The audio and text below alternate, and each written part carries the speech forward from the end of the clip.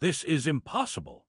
Chief Petty Officer Marcus Rodriguez's voice cracked with 4 hours of mounting frustration inside the submarine training facility at Naval Base New London. The 30-year-old Navy SEAL stood in full tactical gear, staring at the massive watertight door that had defeated every attempt his elite team could devise. The steel barrier was 8 inches thick, designed to withstand crushing ocean depths, but its complex locking mechanism had seized completely during routine training exercises. Advanced hydraulic tools, electronic override systems, and cutting-edge breach equipment lay scattered around like remnants of a failed siege. These weren't ordinary sailors. They were America's premier naval special operations force, men trained to overcome any obstacle through technology and determination. Harold Hank Morrison had been watching the SEALs' futile efforts from his position near the maintenance supplies. At 77 years old, he looked exactly like his identification claimed, civilian contractor responsible for facility cleaning. His weathered hands, stained with decades of cleaning chemicals and honest work, gripped a simple mop bucket. He wore his usual faded red work shirt that had survived more wash cycles than most sailors had deployments, blue jeans with permanent bleach stains, and worn sneakers. His gray beard was neatly trimmed, and his pale blue eyes held the quiet intelligence of someone who had spent a lifetime observing mechanical systems that others took for granted. Petty Officer First Class Williams wiped sweat from his forehead, leaving streaks in the hydraulic fluid covering his face.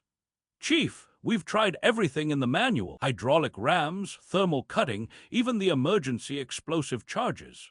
That door isn't moving." The other SEALs nodded grimly, their expensive equipment scattered around like evidence of professional humiliation. Morrison was invisible to most personnel, just another aging contractor keeping facilities clean around the submarine base. The SEALs had barely acknowledged his presence during their 4-hour battle, treating him with casual dismissal that young warriors often showed elderly civilians who worked around military installations. Lieutenant Commander Jackson finally noticed the old man standing nearby with his cleaning supplies. "Sir, this is a restricted training area. You need to clear the compartment until we complete this exercise." Morrison nodded politely but made no move to leave. "Just working, son, don't mind me." His voice carried calm authority that seemed out of place from a janitor. Jackson's patience was wearing thin after hours of failure and pressure from command leadership. "Sir, I need you to move to a safe distance. We're conducting classified training on sensitive submarine systems." Morrison looked at the massive door, then at the scattered tools, then back to the frustrated SEALs. "That's quite a door you're working on there. Submarine watertight hatch, early 1970s design, if I'm not mistaken." They stopped installing that particular locking mechanism around 1985. Several SEALs paused their equipment checks, surprised by the old man's specific knowledge. Rodriguez looked up with irritation. "How would you know about submarine door specifications, old man?" Morrison's expression didn't change, but something shifted in his posture. The slight slouch of an elderly janitor straightened into something that looked suspiciously like military bearing. Morrison walked closer to the massive door, his eyes scanning its mechanism with methodical attention of someone conducting professional assessment. "Mind if I ask what approach you're trying?" Lieutenant Commander Jackson's jaw tightened with mounting frustration. "Sir, that's classified training information. This is SEAL team business, and you need to clear the area immediately." Morrison remained where he was, studying the door with patient attention of someone who had seen similar challenges before. "Hydraulic pressure, thermal cutting, or manual override?" Morrison asked quietly, his technical language causing several SEALs to exchange glances. Chief Williams looked up from his equipment with surprise. "How would you know about submarine hatch penetration techniques?" Morrison's expression didn't change, but his voice carried undertones that made the SEALs pause their work. "I've worked with similar systems before, son. Different submarines, different decades, but same basic mechanical principles." Jackson's patience finally snapped. "Sir, I don't care what systems you think you've worked with. This is a submarine pressure hatch, not some storage locker." Morrison's mind suddenly drifted to another time, another place entirely. The Connecticut submarine base faded away, replaced by the cramped, dimly lit interior of a fast-attack submarine during the height of the Cold War. He wasn't 77 anymore. He was 29, a chief machinist's mate aboard the USS Permit, responsible for maintaining the complex mechanical systems that kept the submarine operational during extended patrols beneath Arctic ice. The year was 1979, and Morrison was part of a classified mission tracking Soviet nuclear submarines in waters where mechanical failure could mean death for the entire crew. In that underwater world, Morrison had earned a reputation as the sailor who could fix anything with whatever tools were available. When sophisticated systems failed and computer diagnostics provided no answers, the chief of the boat called for Morrison. He had an intuitive understanding of submarine mechanical systems that went beyond technical manuals and electronic procedures. Morrison remembered one particular emergency when a watertight door had seized during a collision with an ice shelf, trapping 6 sailors in a flooding compartment while the submarine struggled to surface. While others relied on hydraulic systems and electronic overrides, Morrison had traced the problem to a simple mechanical linkage that had been damaged by the impact, but wasn't visible on any diagnostic system. Using nothing more than a standard Navy adjustable wrench and understanding of the door's basic mechanics, Morrison had accessed a manual bypass valve that most sailors didn't even know existed. The door had opened, saving 6 lives while the submarine fought for survival beneath tons of Arctic ice. Back in the present submarine facility, Morrison's eyes slowly refocused on the young SEALs surrounding him. "The thing about these older mechanisms," Morrison said quietly, his voice carrying authority that made nearby personnel stop their activities, "is that they have manual bypass systems that most people never learn about. A hydraulic system is designed to fail safe, but there's always a mechanical backup for emergencies." Rodriguez felt his authority being challenged by an elderly janitor in front of his team. "Sir, this is classified SEAL training on restricted submarine systems. I'm going to need you to clear the area immediately." Morrison walked back to his cleaning supplies and returned with what appeared to be an ordinary maintenance tool, a simple adjustable wrench that looked like standard Navy equipment. The SEALs stared at the basic tool with disbelief after their sophisticated equipment had failed completely. "Sir, you can't seriously expect to open a watertight submarine hatch with a wrench," Rodriguez said, his voice carrying professional skepticism mixed with growing irritation. Morrison examined the door frame with practiced eyes, looking for something the SEALs had missed entirely. "Every submarine hatch has an emergency mechanical override. It's hidden behind the hydraulic housing, designed to be operated by crew members when electronic systems fail." He pointed to a small access panel that appeared to be decorative, but was actually functional. "The engineers who designed these systems understood that electronics fail, hydraulics fail, but mechanical linkages work forever if you know where to find them." Morrison slowly rolled up his left sleeve, revealing a faded tattoo of submarine service dolphins, the warfare insignia that marked him as a qualified submariner. The design was so worn and faded that it was barely visible, but to those who knew what to look for, it was unmistakable. Several SEALs exchanged meaningful glances as they recognized the significance of the submarine warfare qualification. The confrontation had reached what appeared to be an absolute stalemate when Petty Officer Second Class Martinez made a decision that would fundamentally change everything. "Chief," Martinez said carefully to Williams, "what if I contact base operations just to verify his maintenance credentials?" Williams nodded curtly, thinking this would finally resolve the situation and prove the old man was just a confused civilian contractor. Martinez walked toward communications equipment, but instead of calling base operations immediately, he decided to contact Master Chief Valdez at Group Headquarters first. Valdez had been at the submarine base longer than anyone Martinez knew and would definitely be aware of any special circumstances involving maintenance personnel. "Master Chief, this is Martinez at the training facility," he said when Valdez answered. "We have a developing situation with an elderly civilian contractor claiming knowledge of submarine hatch mechanisms. Says his name is Harold Morrison, and he's talking about manual overrides that aren't in our technical manual. There was an unusually long pause on the other end of the line, so long that Martinez wondered if the connection had been lost. When Master Chief Valdez finally spoke again, his voice carried tension Martinez had never heard before. "Martinez, did you say Harold Morrison working on submarine hatches?" The silence stretched for 5 full seconds. "Sweet Mother of God," Valdez said, and Martinez could hear papers rustling frantically in the background. "Martinez, listen to me very carefully and do exactly what I tell you. Do not allow anyone to lay a single hand on Harold Morrison. Do you understand me completely? Not a single finger on that man." Martinez felt his stomach drop into his boots. Morrison had quietly approached the door's access panel and was examining the hidden mechanism with practiced efficiency. "Mind if I give this a try, son?" Morrison asked Jackson, his voice carrying calm confidence.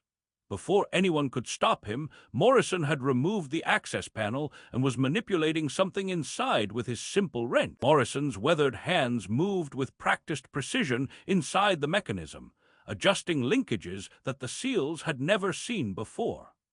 The massive door shuddered slightly as decades-old mechanical systems responded to someone who understood their original design. The hydraulic system seized because it's trying to overcome a mechanical obstruction, Morrison explained quietly, his voice carrying the authority of absolute knowledge. "But if you bypass the hydraulics and engage the manual system directly, the door opens like it was designed to." A deep metallic click echoed through the compartment as Morrison's adjustments took effect. The 8-inch steel door that had defeated the SEAL's best efforts for 4 hours began to swing open with smooth mechanical precision.